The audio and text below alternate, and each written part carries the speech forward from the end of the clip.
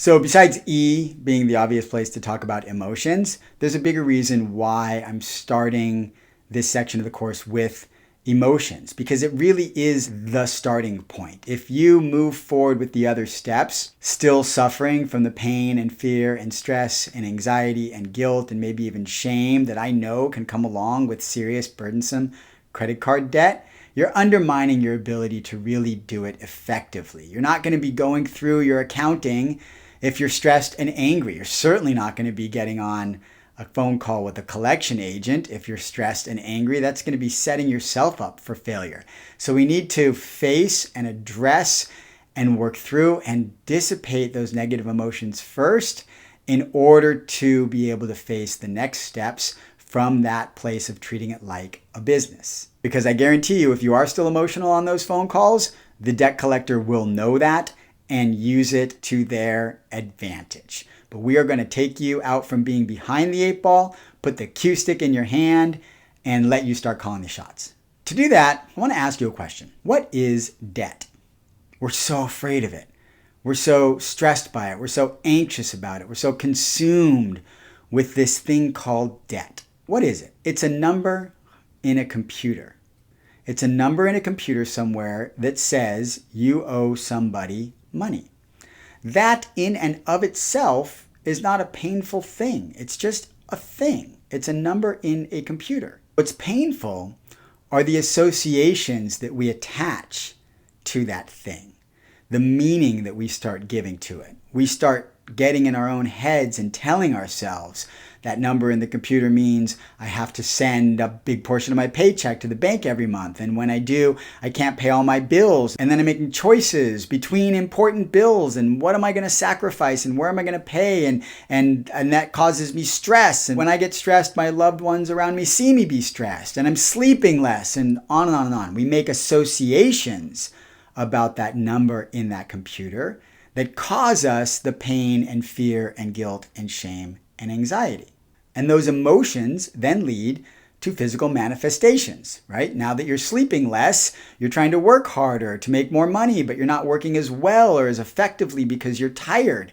And then because you're working longer hours, you're not taking the time off to grocery shop and prepare a meal. You're eating fast food or you're not eating, which means in addition to being tired, your body's not getting the energy that it needs. And you've probably certainly given up on exercising at this point. And as your irritability has rubbed off on your family, their irritability rubs off on you, and you probably take that to work and it rubs off on your colleagues. And suddenly we're in this really horrible feedback loop where that number in a computer has caused us to start making associations that cause feelings, that cause physical manifestations that have us lead a life, a physical life of pain and suffering.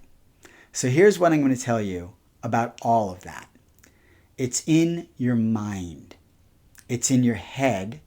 You made it up. And hearing that, maybe you're saying, maybe you're even yelling at your iPad or your phone right now. That is crap, Kenny.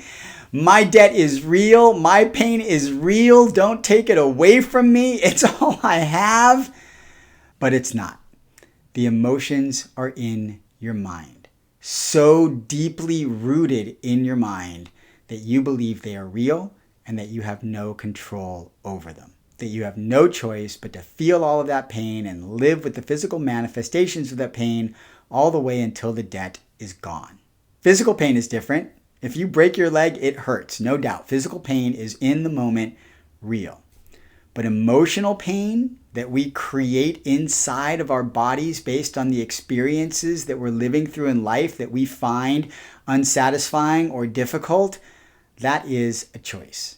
We do that to ourselves. Often subconsciously and without will, it may be happening inside your body beyond your awareness, but that number in a computer cannot reach through the electric lines of the internet and cause you to feel pain.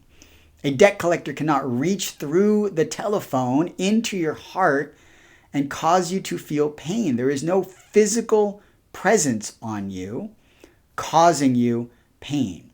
You are causing yourself emotional pain based on your perception and the associations you create around how being in debt is causing trouble in your life. Nobody can make you feel badly. Only you can make you feel anything. And if you are feeling badly by choice, it also means that you have the ability to choose to stop. Even to feel good. You can choose to be happy and energized and confident even while in debt, just as easily as you can choose to be stressed and anxious and afraid or angry. And now you're probably yelling at your iPad or your phone again. What? How do I choose to feel good while I'm in debt? How does that work? And the answer is by getting clear on what is making you feel bad about being in debt. I call it getting clear on your fear.